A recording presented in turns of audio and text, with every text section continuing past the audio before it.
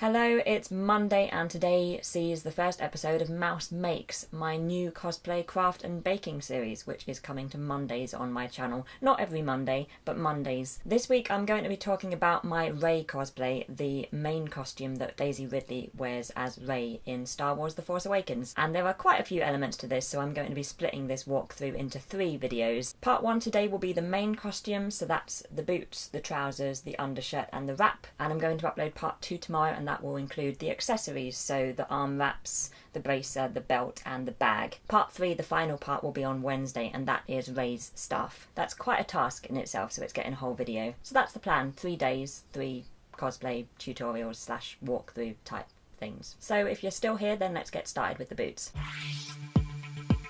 So these are the screen accurate boots that Daisy Ridley wears in the film. They're from a brand called Pozu, and they're a little pricey, £150 at the moment. I got them in a sale over a year ago. I'll put a link to them below in case you want to see them or buy them. They are comfy, and I do wear them out of cosplay, which is good, because if you're going to be spending that amount of money on a pair of boots, you want to be getting some wear out of them. But if you're making a Rey cosplay and you don't fancy buying those boots, then I think just a general pair of brown calf-length boots would look pretty great.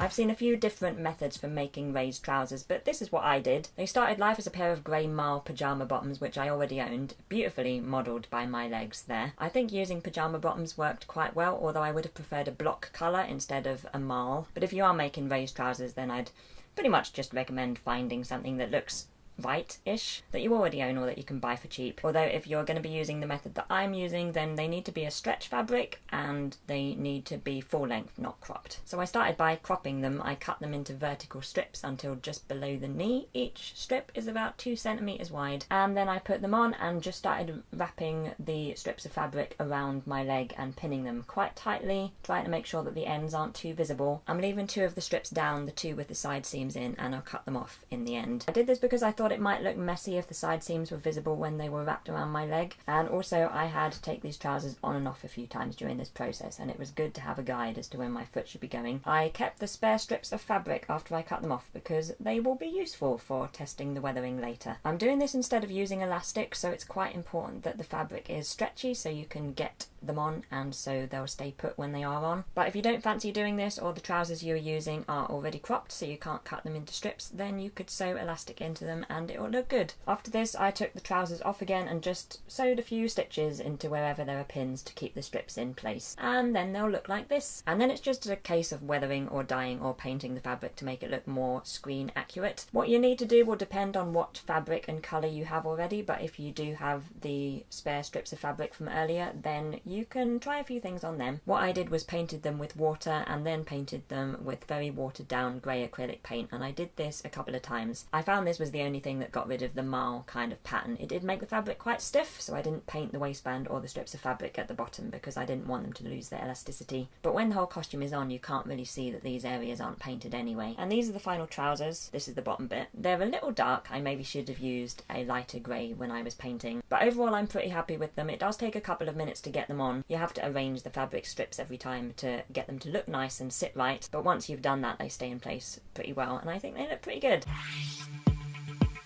Rey's undershirt in the film is a cotton hemp material and it's off-white or kind of beigey, but I disregarded all of that and got a cheap white long-sleeved cotton t-shirt from Primark, like this one, but white. I got this because it was cheap. I would recommend getting a long sleeve t-shirt instead of a short sleeve one because you can use the excess fabric for things later. Firstly, I cut the little slit in the front and sewed the edges. Later on I'll also glue the edges with fabric glue, which makes them stiffer, but I wouldn't recommend using glue until after you weather the fabric because when I started weathering, the glue kind of dissolved a bit. If you've looked closely at pictures of Rey's costume from the film, you'll know this isn't entirely screen accurate, but it is easy and it looks okay, so I just went with this. I then cut the sleeves into little cap sleeves. I recommend putting the shirt on and marking exactly where you want to cut first. And then the left cap sleeve of Rey's undershirt has these little fabric ridges on it. So to do that, I cut strips of fabric from the excess sleeves and attached them, first using glue as you can see here, and then I added stitching to reinforce it, which is just as well because, as I said before, the glue kind of dissolved when I was weathering. So onto the weathering, I again used the excess fabric from the sleeves to test first. And what I did was I put a very, very tiny amount of black acrylic paint into a spray bottle filled with water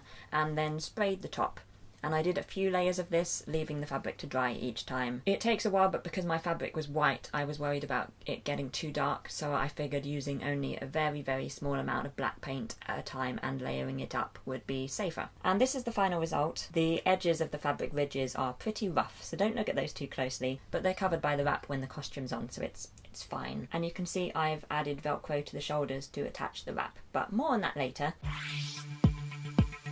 The wrap is arguably the most complicated part of the costume. This is the fabric I used. This is what's left of it anyway. It's viscose, it's sort of the right colour. It's a little heavier than is entirely comfortable, but overall I'm happy with it. I think it was a good shout. But again, it's really about what you can find and what you can afford, and this is what I could find and afford. I bought 6 meters, I ended up only needing 5, but again, excess fabric is your friend. And the way you wear it is, it starts on your front right, goes straight up to the belt, and then crosses over to the left shoulder, goes straight down your back to your left calf, loops back up to the front belt, crosses over your right shoulder, and then just falls straight down your back. So the only place the fabric crosses is here at the front, and the loopy bit is on the left. So the first thing I did was pull the fabric into gathers. I did this in 6 places on the shoulders and at the 4 places where the fabric is covered by the belt. So I put the fabric on, marked where those places were, and then laid the fabric out and started gathering. I just did a running stitch along where I was going to gather, and then after I'd done that 6 times, I pulled them all tight until they were about the width I wanted them,